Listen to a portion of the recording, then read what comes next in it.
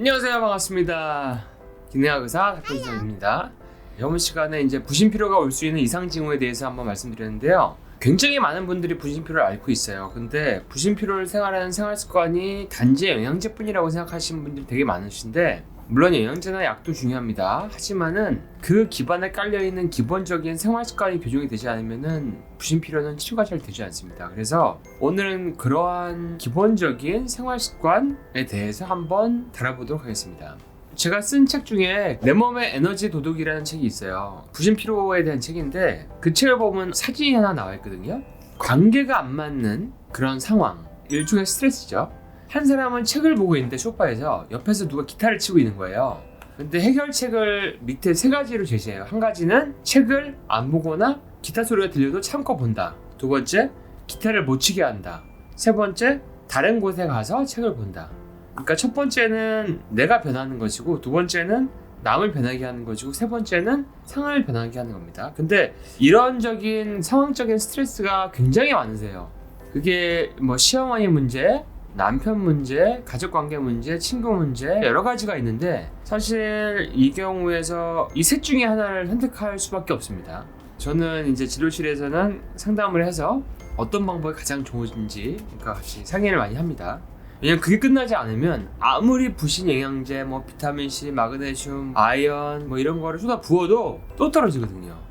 두 번째는 몸의 총 스트레스 합이 적어야 한다. 우리가 컨트롤할 수 있는 스트레스의 합은 정해져 있습니다. 근데 스트레스는 정신적으로만 오는 게 아니죠. 육체적으로도 오고, 척추가 삐뚤어져도 오고, 위장이 안 좋아져도 오고, 뭐 이런 여러 가지 원인에 의해서 오는데, 그런 스트레스의 총합이 너무 많아지면은 내 몸에서 코티졸 분비가 너무 많이 돼서 그걸 갖다가 처리할 수 있는 용량이 초과됩니다. 그래서 그냥 번아웃이 오는 거죠. 그러니까 스트레스 합이 적어야 된다는 거 되게 중요하고요. 그러면 스트레스 합이 많아지는 거를 한번 알아볼게요. 일단은 심한 완벽주의 분들이 계세요. 심한 완벽주의는 부신피로를 유발시키고 일을 그르칩니다. 한 연구에 의하면은 70% 정도만 일을 갖다가 하려고 하고 한 30%는 놓친다고 생각하고 하는 것이 가장 성취율이 높더라, 이런 연구 결과도 있습니다. 한 페이지가 이해가 안 되면 다음 페이지를 읽지 못하고, 이런 것들. 학생들 경우죠. 공부하는 분들. 이런 경우에 이제 부신피로와 심하게 올 수 있는 어떤 성향이 있다고 볼 수가 있는 거죠. 그 다음에 진짜 중요한 거, 제 시간에 자지 않는 분들이 있어요. 밤에 10시, 11시엔 자야 되거든요. 왜냐하면 밤에 10시, 11시에는 자야지 한 새벽 3시 그 정도 사이에 우리 몸을 해독시키고 청소하고 뇌를 시원하게 만들고 항노화도 시키고 이런 멜라토닌이나 성장 호르몬이 나옵니다. 근데 검사해보면은 이런 성장 호르몬이 떨어진 분들이 굉장히 많이 계세요. 근데 제가 관찰해보면 규칙적으로 이른 시간에 잠을 자지 않고 똑같은 시간에 자더라도 밤 늦게 막 새벽 3시에 자고 이런 분들은 피곤합니다. 그래서 그런 분들이 야근 때문에 어쩔 수 없이 늦게 자는 거를 계속 하시다가 계속 피로가 누적돼서 어쩔 수 없이 직장을 바꾸거나 일하는 시간을 바꾸는 경우가 계십니다.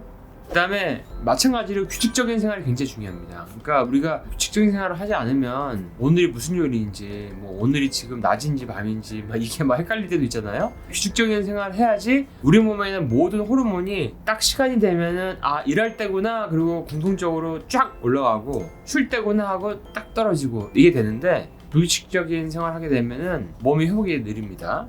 그 다음에 운동이나 명상이 도움이 됩니다. 그러니까 정신적 스트레스를 감소시켜 주는데요. 현대인들은 너무나 많은 정보와 경쟁 속에 살고 있습니다. 그래서 저 같은 경우는 진짜 하루도 빼놓지 않고 운동을 하고 명상도 진짜 많이 하는데요. 정신적 스트레스를 관리하는 거 굉장히 중요합니다. 요거 술만이 답은 아니겠죠. 좀 더 건강한 방법으로 내 몸을 스트레스를 관리할 수 있는 방법이 굉장히 중요합니다. 그 다음에 톡식 마인드를 피한다. 그러니까 부정적인 감정이나 마음을 피하는 거죠. 예를 들어서 뭐 안 좋은 생각을 곱씹는다든지, 과거에 지나간 일을 계속해서 떠올린다든지, 오지 않은 일을 계속 걱정한다든지, 이런 안 좋은 생각하는 습관, 이런 것들이 굉장히 부신피로를 유발시킵니다. 그거는 일종의 습관이기 때문에 그거를 변화시키는으로 인해서 굉장히 인생이 많이 바뀝니다. 그러니까 생활습관병이에요, 부신피로도. 그러니까 당뇨, 혈압, 대사증후군, 비만, 심지어 퇴행성 뇌질환, 치매도 생활습관병입니다. 그와 마찬가지로 부신피로도 생활습관병입니다. 근데 나를 알고 내 환경을 알고 그런 생활습관을 변화시키면 좋아질 수 있다는 거. 그 다음에 또 이런 분 있어요. 너무 일을 많이 벌리거나 욕심을 많이 부리는 분들, 과도한 또 정보에 대한 욕심이 있는 분들, 막 사업을 하나가 정착이 안 되는데도 또 다른 사업을 벌리거나 일 욕심이 많거나 이런 분들은 몸이 따라가지 못해가지고 부신피로가 많이 옵니다. 이런 분들은 정말 어디 감금을 좀 시켜드리더라도 휴양을 시켜드리든지 일 생각을 안 하게 해드려야 합니다. 그리고 가지고 있는 것에 감사하는 마음을 갖는 거. 사실 우리가 감사하는 것들이 상당히 많죠. 다리가 부러져 보면은 다리가 고맙다는 걸 알고, 귀가 안 들려 보면은 진짜 소리가 잘 들리는 게 얼마나 고마운 줄 알고, 한쪽 눈만 우리가 눈 수술해 보면은 눈이 하루 이틀만 안 보여도 엄청 불편하고, 코만 막혀도 숨 쉬는 게 불편하고, 변비만 있어도 화장실 가는 게 너무나 행복했구나 이런 걸 아는데, 내가 가지고 있는 거에 대해서 감사하다는 생각을 하는 거, 그것은 인생에 있어서 긍정적인 면을 보게 하고 몸과 마음에서 좋은 에너지를 내면서 내가 현재 머무르게 합니다. 그래서 항상 감사할 것들이 너무나 많기 때문에 이런 것들을 항상 한번 생각을 해보세요. 그 다음에 스트레스를 유발하는 음식을 피한다. 이건 뭐 너무나 중요하죠. 뭐 아주 매운 떡볶이, 뭐 피자, 무슨 가공식품, 정제 탄수화물, 밀가루 음식, 설탕, 뭐 이런 안 좋은 음식들.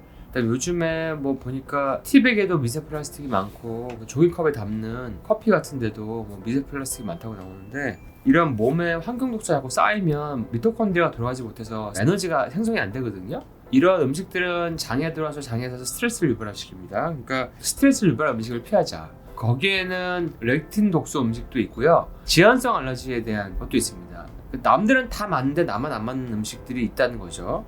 그건 검사로서 찾아내 볼 수 있습니다. 그 다음에 부신에 도움이 되는 영양소를 평상시에 섭취한다. 내가 좀 남들보다 활동량이 많고 일이 많고 좀 더 많은 일 하고 싶다. 그러면은 비타민C, 마그네슘, 고용량 B군, 오메가3, 요오드 뭐 이런 것들은 사실 기본적인 영양소들이죠. 이제 이런 것들은 잘 챙겨 먹는 거, 이런 것들이 이제 부신 피로를 좋아지게 하는 그런 생활 습관입니다. 그래서 사실은 영양제는 아주 심한 상태를 좀 교정시켜주고 이런 거를 하는 거고, 약 처방이나 이런 것들은 진짜 중요한 거는 생활 습관을 교정하는 것에서 치료가 된다는 거, 여러분들 꼭 기억하세요. 그러면은 다음 시간에 더 좋은 영상으로 찾아뵙도록 하겠습니다.